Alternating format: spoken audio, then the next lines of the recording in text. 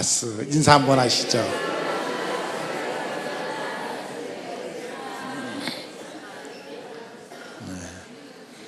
지금 우리 어린이들이 나와가지고 찬양을 하면서 울면 안 돼. 울면 안 된대요. 왜? 하나님이 선물을 안 주신대요. 자, 지금 여러분들의 심령 속에 잔뜩 찌푸리고 울고 싶은 사람 있습니까? 울면 안 된대요. 그러면 하나님이 선물을 안 주신대요. 여러분, 기쁜 마음으로 성탄을 맞이하시는 여러분들이 되시기를 바랍니다.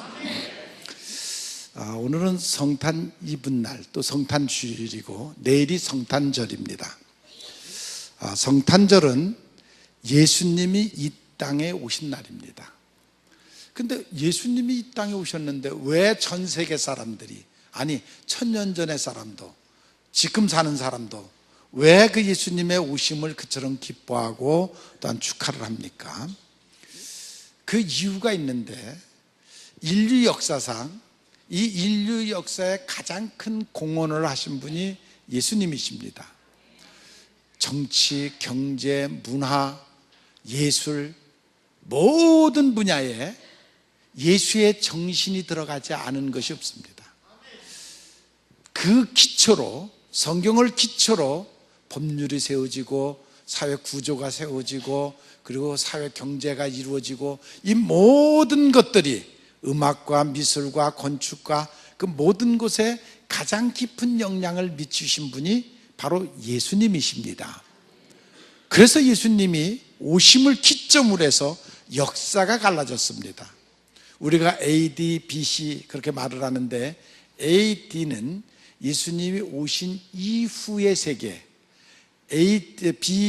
BC는 그 예수님이 이 땅에 오기 전, 그래서 그걸 기원전, 기원후, 주전, 주후, 예수님이 이 땅에 오신 날을 기점으로 해서 예수님이 오시기 전 몇 년도, 예수님이 오신 후 지금이 2017년이 되는 그러한 날인 것입니다.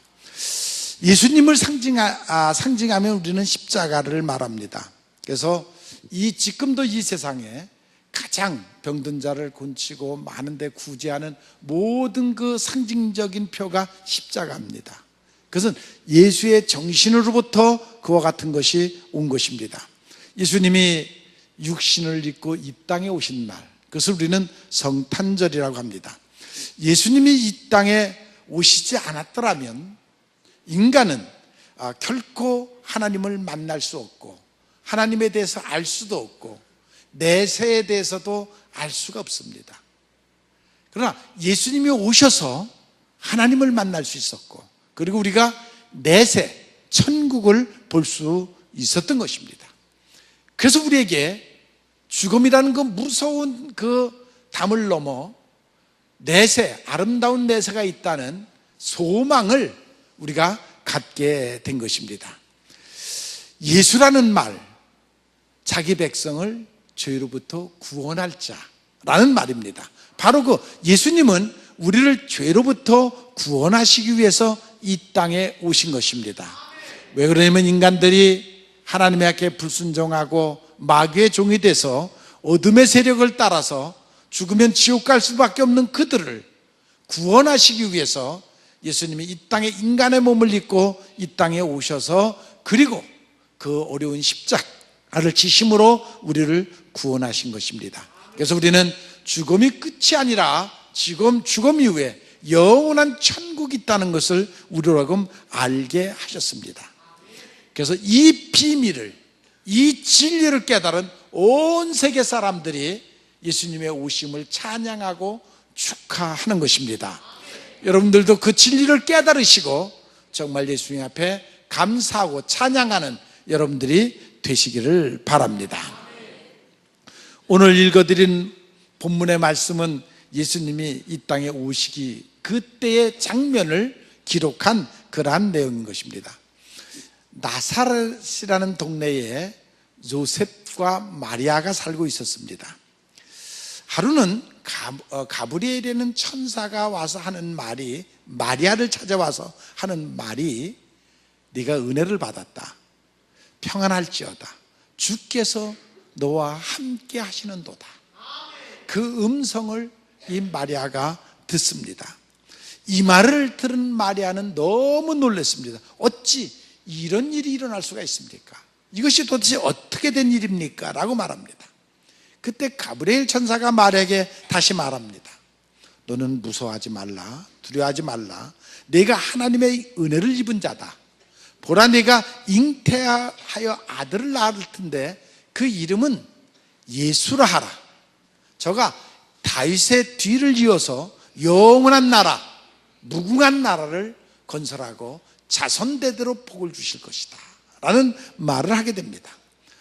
마리아가 이 음성을 듣고 천사에게 대답하기를, 천사여, 내가 사내를 알지 못하는데 어찌 잉태할 수가 있겠습니까? 라고 묻습니다. 그때 천사가 마리아에게 하는 말이, 성령이 네게 임하였고 그리고 지극히 높으신 이의 능력이 네게 임하였느니라. 지극히 높으신 이의 능력, 하나님의 놀라운 능력이 성령을 통해서 내게 임하셨다라고 말씀하셨습니다. 그러면서 하시는 말씀이, 내 친족 엘리사벳도 하나님의 능력으로 6개월 전에 잉태됐다. 이것이 누구냐면 바로 세례 요한입니다. 세례 요한이 6개월 전에 이 땅에 태어났고, 그 세례 요한은 예수님의 길을 준비하기 위해서, 평탄케 하기 위해서 그도 성령의 능력으로 이 땅에 태어났습니다. 마리아는 겸손히 하나님의 말씀대로 이루어질지어다 하고 하나님의 말씀을 그대로 받아들이고 순종하는 마리아의 모습을 볼 수가 있습니다. 그리고 그는 바로 엘리사벳을 찾아갑니다. 내게 이와 같은 일이 일어났다고 말하기 전에 벌써 엘리사벳은 그 모든 일들을 다 알고 마리아가 올 것을 미리 기다리고, 또 태중에 그 세례 요한도 태중에서 벌써 그것을 알고 뛰어놀았다라고 그런 얘기를 하고 있습니다. 성령이 충만한 엘리사벳도 이렇게 말합니다. 여자여, 내게 복이 있으며 내 태중의 아이도 복이 있도다. 주의 모친이 내게 나오면 어찌 민고, 보라, 내 문안하는 소리가 내 귀에 들리니 내 복중의 아이가 기쁨으로 뛰어놀았도다. 믿는 자에게 복이 있을지어다. 이것도 바로 그 엘리사벳도 이미 성령으로 그 모든 소식을 알고 있었기에 마리아에게 그와 같은 얘기를 하는 것을 볼 수가 있습니다.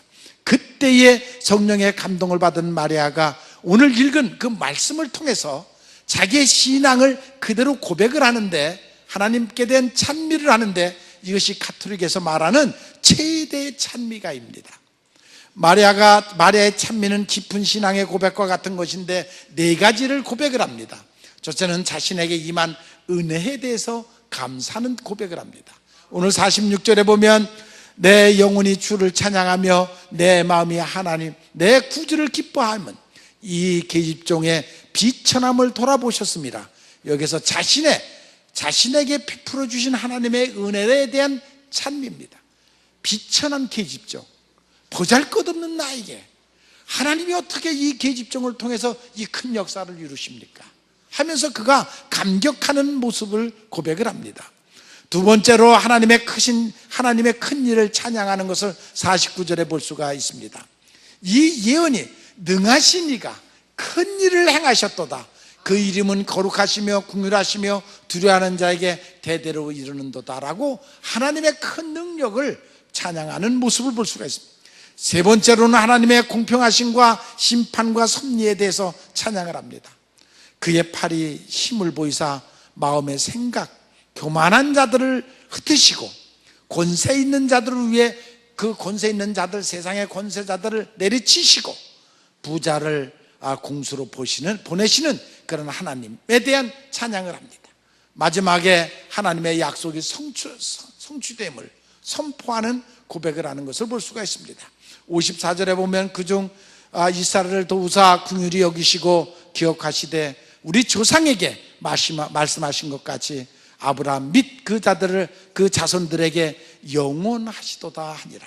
예, 하나님의 축복이 이제 자기에게 나타났을 뿐만 아니라 또 자손대대로 믿는 자들에게 복을 주시는 하나님을 찬양하는 그러한 모습을 볼 수가 있습니다. 마리아는 구주를 모셨습니다. 인간적으로 보면 약혼한 처녀가 임신을 했다. 이것은 그때 당시 법에는 돌로 쳐 죽여야 됩니다. 이것은 보통 마리아에게는 보통 고난이 아닙니다. 이것은 마리아에게는 말할 수 없는 수치입니다. 그럼에도 불구하고 마리아가 천사의 말을 듣고 그것을 그대로 받아들였다는 것입니다. 그 예수를 그가 찬양했다는 것입니다. 비록 자기 몸에 잉태된 예수, 어린 예수지만 그 예수가 만인을 구원할 자인 것을 알고 자기를 구원시켜 주실 자인 줄 알고 그 예수를 믿고 그 예수님을 찬양하는 그러한 마리아의 모습을 여기서 볼 수가 있습니다.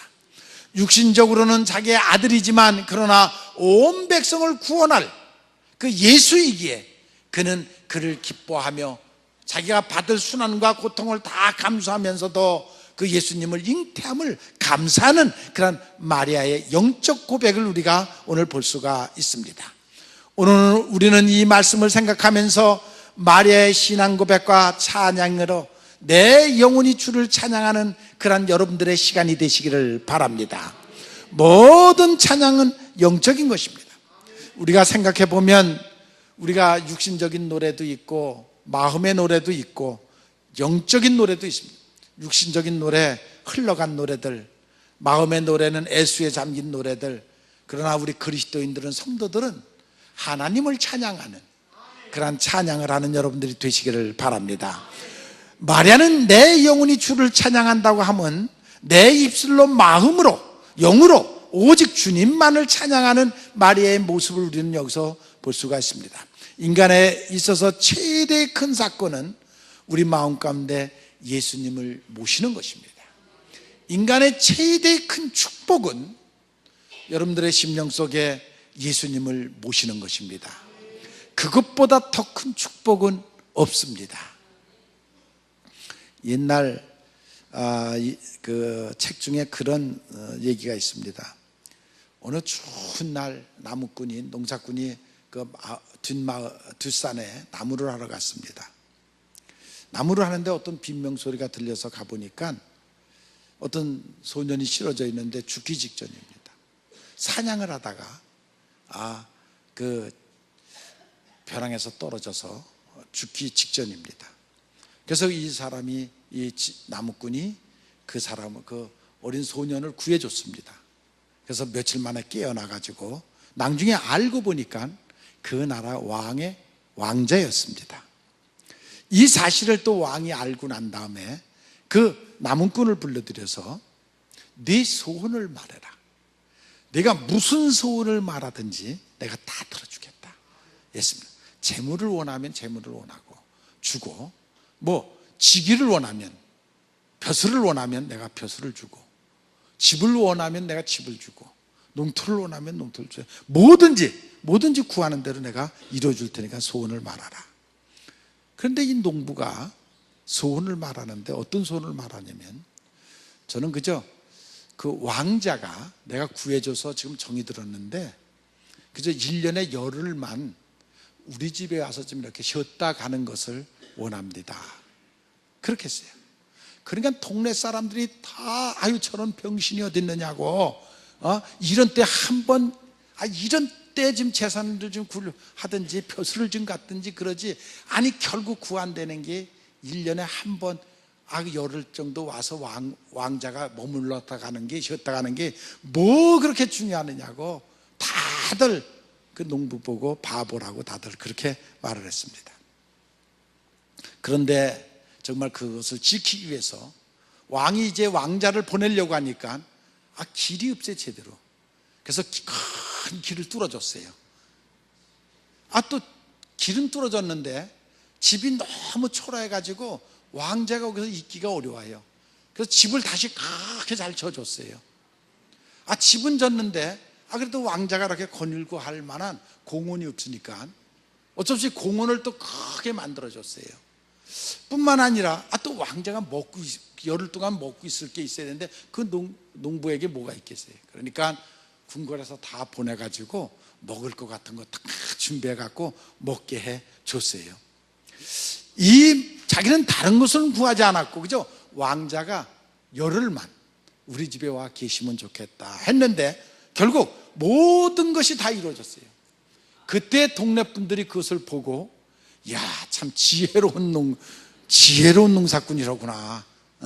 저 사람 때문에 우리 동네 길이 확 뚫려졌고, 저 사람 때문에 우리 교회가 전국에 소문이 났고, 저 사람 때문에 우리가 그래도 1년에 한 번씩 왕자를 만날 수 있고 왕자에게 우리 어려운 얘기를 얘기할 수도 있고, 야, 정말. 그래서 그때서야 그 농부의 지혜로움을 알았다는 그런 얘기가 있습니다.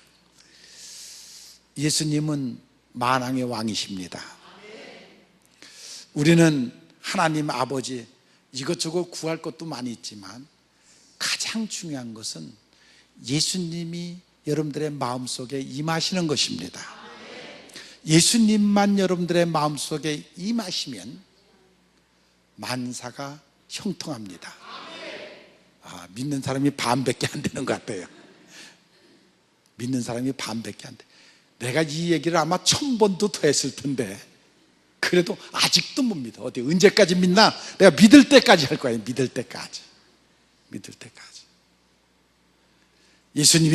예수님만 여러분들의 심령 속에 임하시면 여러분들의 모든 일이 형통하는 것을 여러분들이 믿으시기를 바랍니다. 예, 여러분들 예수님 모시면 우리에게 은혜가 되고 축복이 됩니다. 가장 중요한 것은 예수님을 내 마음속에 모시되 왕으로 모시는지 심부름꾼으로 모시는지 그게 달라요.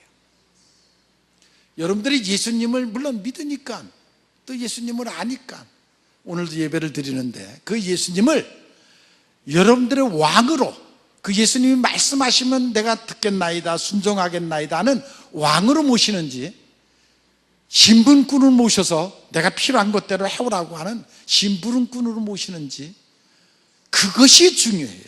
그것이 중요해요. 여러분들이 예수님을 왕으로 모시면 왕이 여러분들과 동행하시는 거예요. 그것을 알아야 돼요. 여러분들이 마음속에 예수님을 왕으로 모시고 그 안에 여러분들이 순종하는 마음을 갖고 있으면 여러분들은 그 왕의 명령에 따라서 순종할 뿐만 아니라 왕이 주시는 놀라운 축복도 아울러 받을 수가 있습니다. 무엇으로 영접하는지 그것이 중요한 것입니다. 여러분들은 예수 그리스도를 마음의 왕으로 모시는 여러분들이 되시기를 바랍니다. 그것만으로 먼저 행복하시고 그것만으로 먼저 기뻐하시기를 바랍니다. 하박국 선지자가 말했듯이 나는 여호와로 인하여 즐거워하고 구원의 하나님으로 인하여 나는 기뻐하리로다. 다윗이 여호와로 인하여 기뻐하라, 저가 내 마음의 소원을 이루어 주시리라. 믿습니까? 인간 최대 축복, 예수님을 마음의 왕으로 모시고 그리고 그 왕과 동행하는 여러분들이 될 때에 그보다 더 큰 축복은 없습니다. 그래서 그 하나님을 찬양하는 바로 여러분들이 되시기를 바랍니다. 예수님만 모시면 정말 마음속에 기쁨이 넘칩니다. 지난 화요일 날 우리 박상수 전도사가 호주에, 다음 주에 이제 호주로 가는데, 공부하러 가는데, 그때 호주 대학의 그 학장님 하셨던 분이 오셔서 박 장로님이 전화가 왔어요. 같이 좀 이렇게 식사를 했으면 좋겠다. 그래서 갔더니 지금 그 호주 대학의 행동심리학 교수인데 그분하고 어머님하고 여동생이 같이 왔어요. 그래서 얘기를 해보니까 그 어머님은 평생 교편을 잡고 일하시다가 이제 퇴임을 하셨고, 여동생은 지금 외국어 대학에서 아랍어를 강의하는 교수를 하고 있었댔어요. 그래서 뭐 지금도 그 나라의 아랍 중동에서 대통령이 온다든지 그러면 대통령 그 통역을 자기가 지금 맡아서 하고 있다 하는 얘기를 들었어요. 그 집안은 본래 다 다 불교 집안이었댔어요. 아주 철저한 불교를 신뢰했던 집안이었댔어요. 기독교인들을 보면 저 미친 것들 그랬대요. 저 미친 것들 왜 저렇게 미쳐서 저 모양인가 그랬대요. 그날도 내가 식사 기도를 하고 났더니 제가 식사 기도할 줄은 꿈에도 몰랐어요.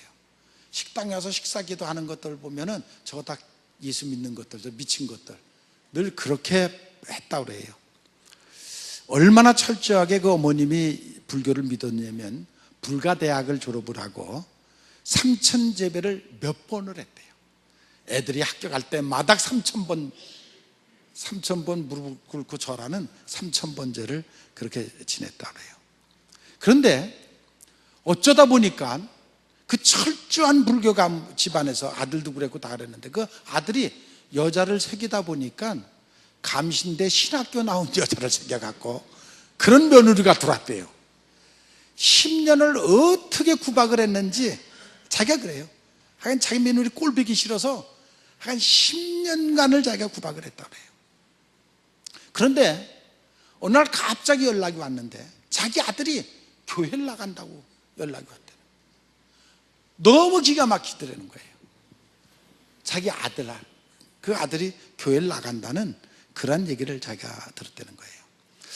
자기가 너무 고심 끝에 그 어머니가 고심 끝에 도대체 교회가 뭔데 우리 아들이 다 교회를 나가나 그래갖고 114에다 전화를 걸어서 그 근방에 교회를 물어서 교회를 갔다고 그래요. 그런데 교회를 가서 그는 바로 주님을 만났대요. 그리고 지금 기쁨이 감사가 아주 충만해져 있어요. 그냥 교회 얘기를 저한테 자랑을 하면서 아주 충만해져 있어요.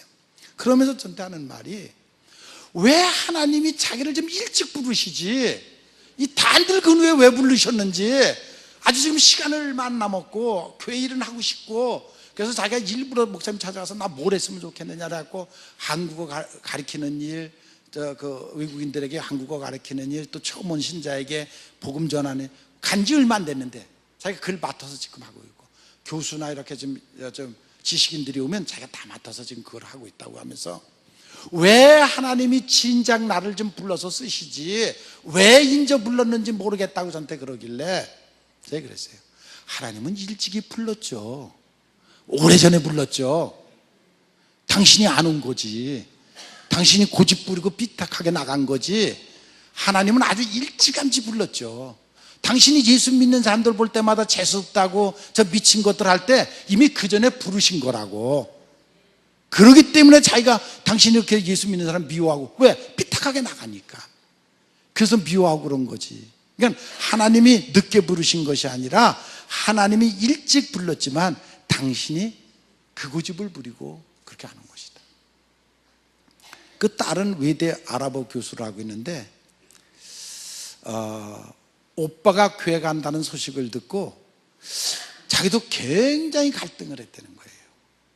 그래서 근데 사실 아랍도 거기도 다 교회를 중심으로 해서 성경을 중심으로 해서 이루어지고 있지 않습니까? 그러니까 그런데 그 한 학생 중에 하나가 우리도 이 아랍어를 공부할 때 성경을 해석하면서 공부하면 어떻겠느냐고 그러더래요.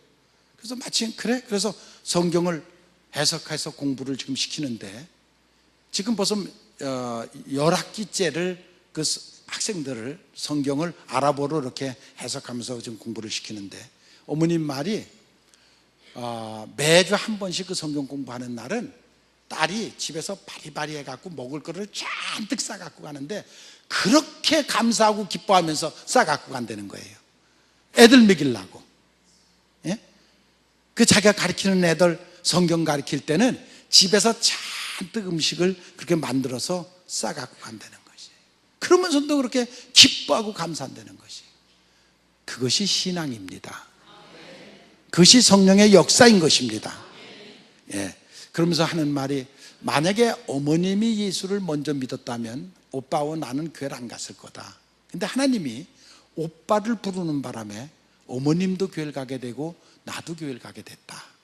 하나님의 역사는 참 놀랍다 하는 얘기를 하는 것을 들었습니다. 제가 그 아부다비에 교회 짓는 얘기를 듣고 너무 놀랐어요. 그는 그쪽에서 공부한 교수니까 그쪽 상황을 너무나도 잘 아니까 이거는 기적 중의 기적입니다. 그래서 꼭 한번 그곳을 같이 가고 싶다고 그랬습니다. 저는 이번에도 그 아랍 사람들의 성품을 봤습니다. 왜냐하면 그 장관이 제가 거기에 온다는 소식을 듣고 만나자고 그러니까 그때가 그 나라 현충일 행사였댔어요. 그날이 현충일 행사인데도 헬기를 타고 쫓아왔어요. 그리고 30분을 저고 딱 시간 얘기를 하고 바로 헬기를 타고 또 행사장으로 가는 그런 모습을 보면서 그들의 의리, 한번 맺은 관계를 얼마나 소중히 여기는가 하는 것을 새삼 이번에도 저는 느낄 수가 있었습니다. 오늘 마리아가 하나님 앞에서 자신의 비천함을 겸손히 받아들이고 그것을 은혜로 받아들이는 마리아의 모습을 우리가 볼 수가 있습니다. 하나님은 마리아가 그런 사람이기에 그 여인을 통해서 큰 역사를 이루는 것을 볼 수가 있습니다. 나 같은 비천한 여인에게 어찌 하나님께서 이 큰 일을 나에게 맡기셨는지 그것을 그대로 순응하고, 비록 이 땅에서는 그 일로 인해서 자기가 순환을 겪고 고난을 겪고 굉장히 어려움을 겪고 있지만, 그러나 주님을 위하여 내가 그렇게 쓰임받는 것에 대해서 그는 감사하고 받아들이는 그런 모습을 볼 수가 있습니다. 인류 역사 중에서 가장 큰 사건은 구약에는 만물을 창조하신 창조의 사건입니다. 신약에는 예수 그리스도가 이 땅에 온 사건입니다. 그것이 인류 역사상 가장 큰 사건인 것입니다. 만물을 창조하신 하나님, 그러나 그 만물이 타락했을 때 그 타락한 인류를 다시 재생시키려고 예수님이 오신 것입니다.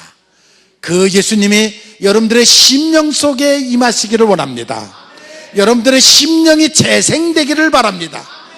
그래서 그 일이 마리아에게 나타났던 사건에, 그 생명을 잉태하는 사건이 바로 여러분들에게 나타나셔서 여러분들의 삶을 재창조하는 그런 역사가 나타나시기를 바랍니다.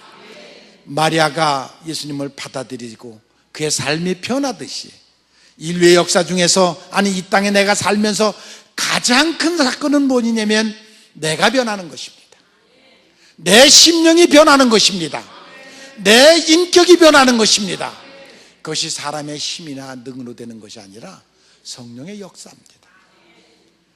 이번 성탄절 성령에 임하셔서 정말 여러분들의 삶이 변하기를 바랍니다. 매일 그날이 아니라 성령의 강한 능력이 여러분들을 이끄시고 여러분들의 삶 속에 변함없는 역사, 변함없이 늘 성령으로 이끌림을 받는 그런 역사가 여러분들의 삶 속에 나타나시기를 바랍니다. 이것이 가장 큰 역사입니다. 이것이 놀라운 일인 것입니다. 이 놀라운 역사가 여러분들에게 나타나기를 바랍니다.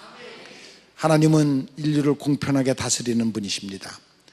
모든 것이 협력하여 선을 이루시는 분입니다. 그런데 성령을 받지 못하면 불평불만에 가득 차 있습니다. 그래서 성령을 받지 않으니까 인간의 생각 속에 빠져서 늘 인간의 생각이 마지막이 그렇습니다. 불평불만에 사로잡혀 있습니다. 그러나 성령이 충만한 사람은 모든 것이 협력하여 선을 이룰 것을 믿습니다.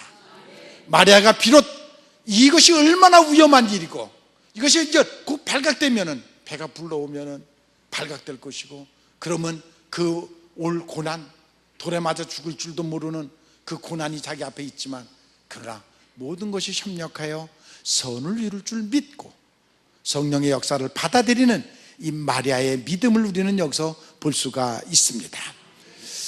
하나님이 구약에 약속하신 대로 예수님을 보내주셨습니다.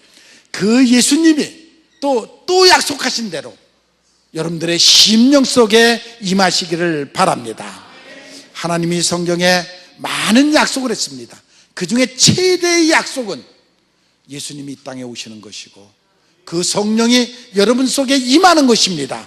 그것이 가장 큰 약속인 것을 믿으시기를 바랍니다. 사도 바울은 자기 아들을 아끼지 아니하시고 우리를 위해서 내어주시니까 우리에게 모든 것을 은사로 주시지 않겠느냐. 믿습니까? 여러분, 그 약속이 여러분들에게 성취되시기를 바랍니다.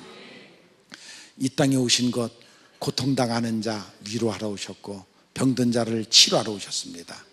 먼저 내가 주님을 영접하고 내가 주님을 믿음으로 내 안에 계시는 주님의 능력이 여러분들에게 나타나셔서 여러분들의 병을 치료하고 여러분들의 소원을 이루어지는 그 역사가 먼저 일어나기를 원합니다.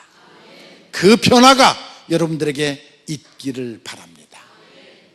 예수님이 오셨기에 우리의 죄의 뿌리를 뽑으시고 우리의 모든 것을 용서하시고 그리고 영혼을 사랑하셔서 천국으로 인도하는 역사가 우리에게 나타난 것을 여러분들이 믿으시길 바랍니다. 물론 사람이 태어나면 배란간의 어른이 되는 것이 아닙니다. 오랜 과정을 걸쳐서 성숙해져 가는 것입니다. 곡식도 마찬가지입니다. 심은 대로 바로 열매 맺는 것이 아닙니다. 어떤 나무는 몇십 년이 지나서야 열매를 맺고 어떤 곡식은 바로 열매를 맺고 아무튼 생명은 자라는 것입니다. 자라야 열매를 맺습니다.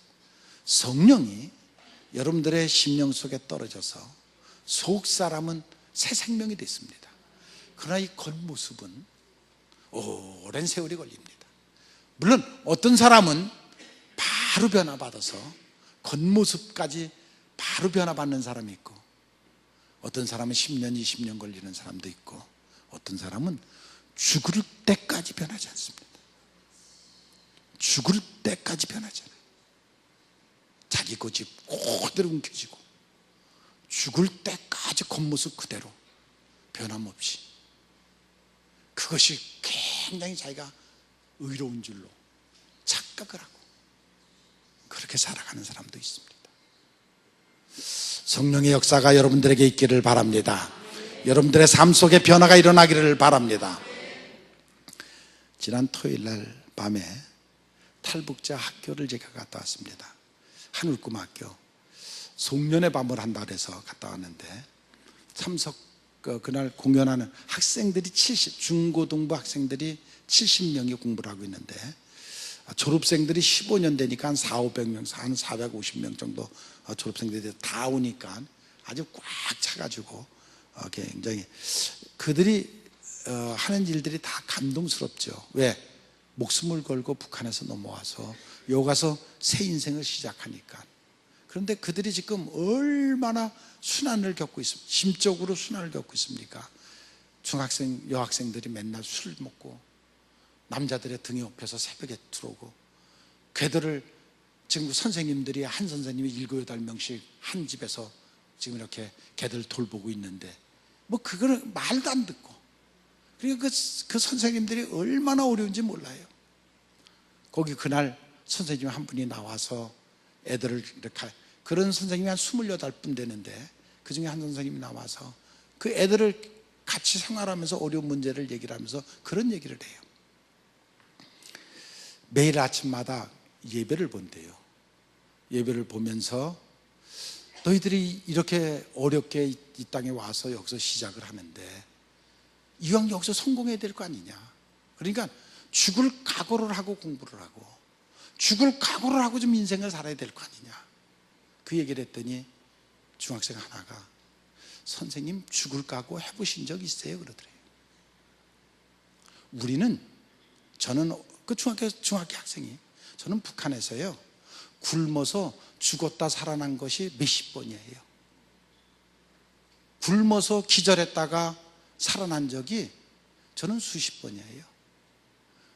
북한에서 여기 한국에 넘어오면서 목숨을 걸고 10번도 죽을 고비를 물에 떠내려가고 뭐하고 해가면서 10번도 더 죽을 고비를 하고 여기 왔어요. 선생님은 죽을 각오를 한 번이나 해봤어요? 죽음에 대한 경험을 한 번이나 해보셨어요? 우리는 그런 죽을 각오를 하고 온 사람들입니다. 그래서 죽음하면은 악몽이 떠올라요. 온 몸이 마비가 되옵니다. 우리는 그렇게 살아온 사람들이에요. 근데 선생님이 우리 보고 죽을 각오를 하라고 하시면 되는, 한 번도 해보지 못하지 않았느냐. 얼마나 배부르게 선생님은 지금 편안하게 잘 살아왔는데 우리한테 그런 얘기를 하십니까? 그러면서 그 선생님이 자기의 잘못을 고백하는, 눈물을 흘리면서 이것을 읽으면서 고백하는 얘기를 들어봤습니다.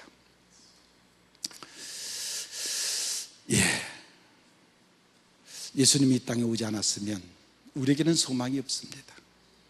우리는 죽음과 함께 지옥에 갈 수밖에 없는 사람입니다.